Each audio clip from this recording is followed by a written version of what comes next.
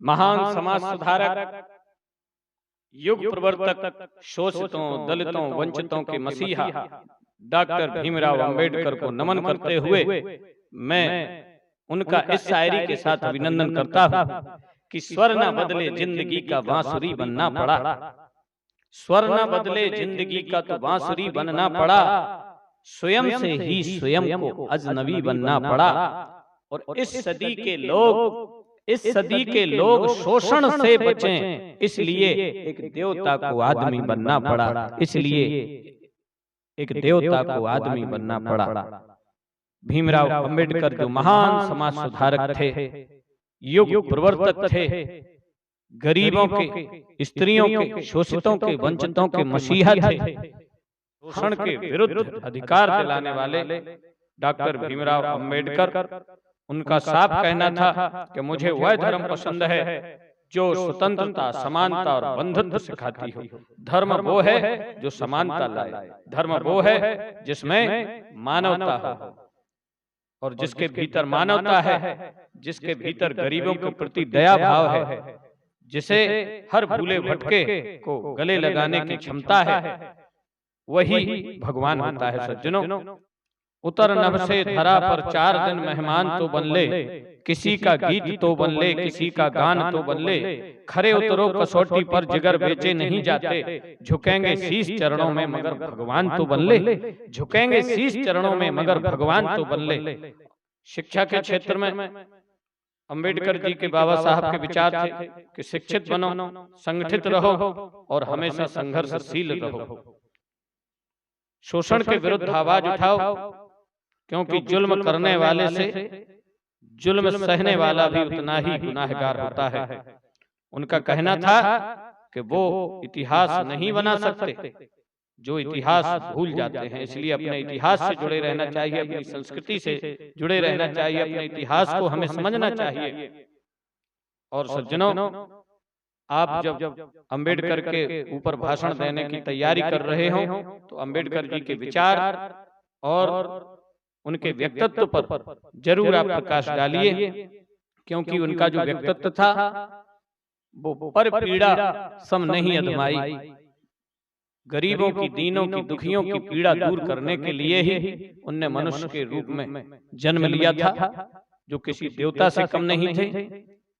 इस शायरी के साथ मैं उनका पुनः एक बार अभिनंदन करता हूं कि गमों की आंख में आंसू उबाल कर देखो, गमों की आंख में आंसू उबाल कर देखो, और जमेगा रंग किसी पर भी डाल के देखो, और तुम्हारे दिल की वेदना भी जरूर कम होगी, अरे तुम्हारे दिल की पीड़ा भी जरूर कम होगी।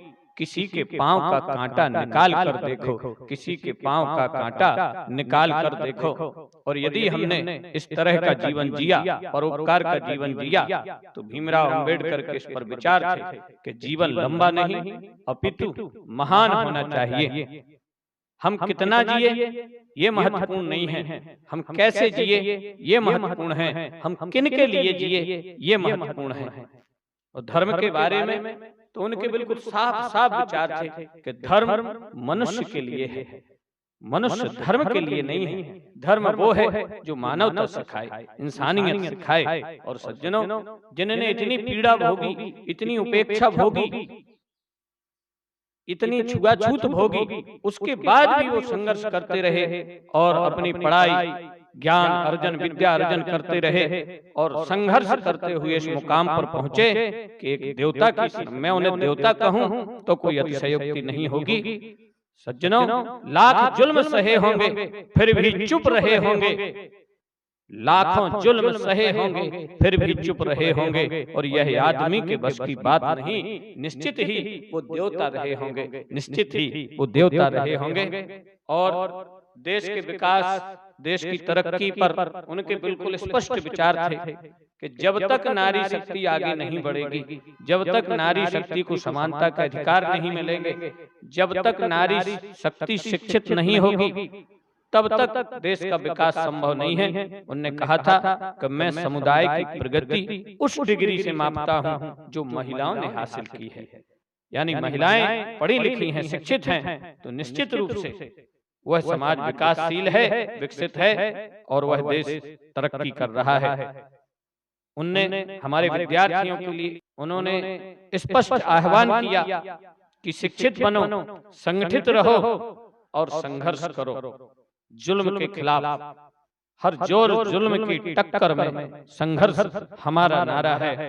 और अंत में मैं डॉक्टर साहब को नमन करते हुए ये शायरी उनको समर्पित कर रहा हूं कि हर कोई अम्बेडकर नहीं हो सकता और हर युग में अम्बेडकर नहीं हो सकता। अपना अपना विवेक होता है, नहीं काबिल हरेक होता है। यूं तो जमाने में है अनमोल हस्तियां, मगर अम्बेडकर जैसा व्यक्ति लाखों में एक होता है। मगर अम्बेडकर जैसा व्यक्ति लाखों में एक होता है। धन्यवाद। जय हिंद, जय भारत, वंदे मातरम।